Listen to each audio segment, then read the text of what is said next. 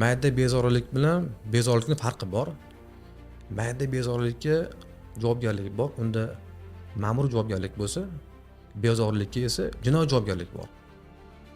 Bezorilikka jinoiy javobgarlik doirasida hattoki odam unga qamalib ketishi ham mumkin.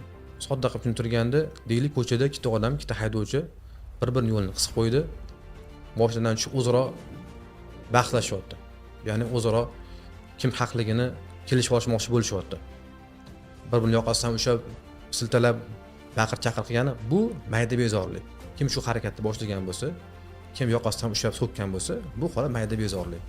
Endi shu holat qo'pollashib, haydovchilarning birontasi bir-biriga qarab musht tushirsa, uni oqibatida o'sha biron bir shaxsni yo burni sinsa yoki tan jarohati olsa, shu bezorilik. Ya'ni olgan tan jarohatiga qarab jinoyatdan malakalanishi o'zgarib boradi.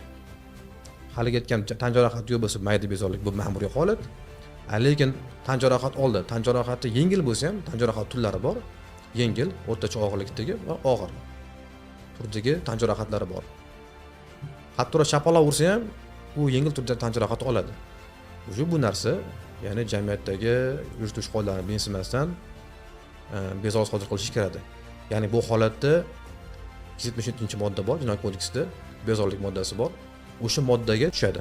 Shuning uchun nima tavsiya? Tavsiya nimaki, odam asabini ayash kerak. Iloji boricha bunaqa mojaroga kirish kerak emas, o'zini o'ylagan holda.